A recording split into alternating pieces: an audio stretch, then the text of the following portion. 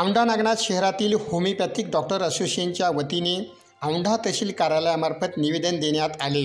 यात homeopathic CCMP registration सुरू करण्याची मागणी करण्यात आली आहे। मुख्यमंत्र्यांना पाठवलेल्या निवेदनात मागणी मान्य न झाल्यास आंदोलन उभारण्यात येणार असल्याचा इशारा देण्यात आला। औंढा शहरातील होमिओपॅथिक डॉक्टरांनी राज्याचे मुख्यमंत्री यांना औंढा तहसीलदारमार्फत निवेदन पाठवले आहे। राज्य सरकारच्या 2014 कायद्यानुसार महाराष्ट्र मेडिकल कौन्सिलतर्फे होमिओपॅथिक CCMP रजिस्ट्रेशन सुरू करण्याची मागणी करण्यात आली। होमिओपॅथिक डॉक्टरांची ही मागणी मान्य होत नसल्याने सरकारच्या विरोधात डॉक्टरांनी आंदोलनाचा इशारा दिला आहे। या मागणीसाठी 16 जुलैपासून आझाद मैदान येथे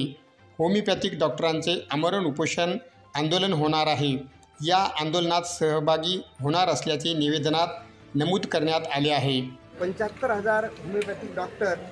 हे जिथे कुठलाही ॲलोपॅथिक डॉक्टर जात नाही अशा खेड्यापाड्यामध्ये दुर्गम भागात आणि झोपडपट्टीमध्ये जाऊन रुग्णाची रुग्णसेवा करत असतात आणि ही रुग्णसेवा करत असताना वेळप्रसंगी त्यांना ॲलोपॅथीची औषधं वापरावं लागतात। परंतु कायद्यानं ॲलोपॅथीची औषधं वापरण्यावर बंदी असल्यामुळं महाराष्ट्र शासनाकडे वेळोवेळी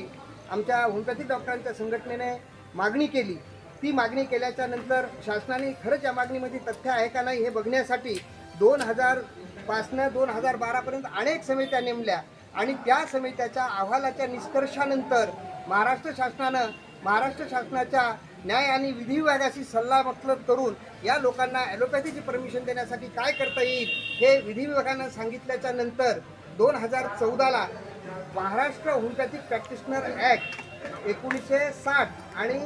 महाराष्ट्र मेडिकल कौन्सिल ॲक्ट 1965 या कायद्यामध्ये बदल केले आणि महाराष्ट्र होमिओपॅथिक प्रॅक्टिशनर ॲक्टमध्ये फक्त ओन्ली होमिओपॅथी हा जो शब्द होता त्यातला ओन्ली शब्द काढून homeopathy and certificate course in pharmacology हा विषय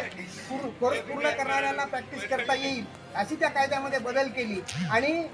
इंडियन मेडिकल कौन्सिल ॲक्टच्या 1965च्या कायद्यामध्ये शेड्यूल 28मध्ये या सर्टिफिकेट कोर्सचा समावेश केला आणि इंडियन मेडिकल कौन्सिलच्या ॲक्ट 1965च्या 16(3) प्रमाणे ह्या डॉक्टरांना MMCचे रजिस्ट्रेशन देण्याचं ठरवलं आणि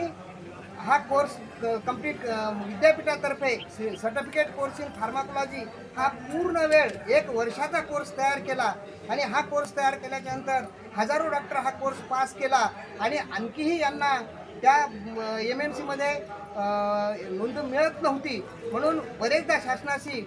संपर्क करून पाठपुरावा केल्याच्या नंतर माननीय वैद्यकीय शिक्षण मंत्र्यांनी MMCला आदेश दिले आणि MMCनं 15 जुलैपासून नोंदणी करण्याचं ठरवलं। परंतु IMAच्या आयमुठे ढोळण्यामुळे ते सरकारला आंदोलन करू काही करू म्हणून वेठीस धरत आहेत आणि ह्या कोर्सला सुद्धा न्यायालयामध्ये स्थगिती मागण्यासाठी ते गेले असता माननीय उच्च न्यायालयाने आणि माननीय सर्वोच्च न्यायालयाने त्यांना स्थगिती दिली नाही। जेव्हा MMCच्या नोंदणीची कारवाई सुरू होत होती तेव्हासुद्धा हे सुट्टीच्या न्यायालयामध्ये गेले आणि तिथेसुद्धा यांनी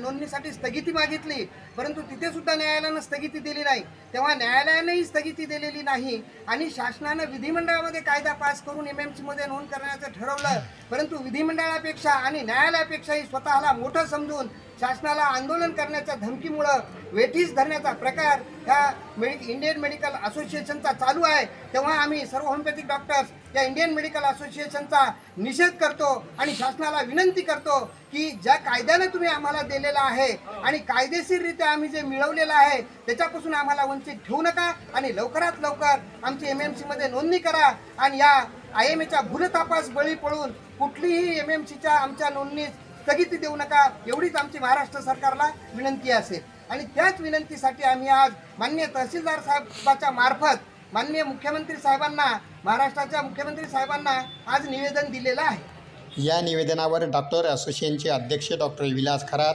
doctor Bhikulal Agarwal, doctor Vimal Kumar Bora, doctor Satyanarayan Agarwal, doctor Ramchandra Bonde, doctor Deepak Mule, doctor Pravin Soni, doctor Vivek Malpani, doctor Ramesh Bonde, doctor Vinayak Mane, doctor Sushil Sanap, doctor Pramod Soni, doctor Naser Kazi यांच्यासह अनेक डॉक्टरांच्या स्वाक्षऱ्या असून निवेदन देतेवेळी हे सर्व डॉक्टर उपस्थित होते।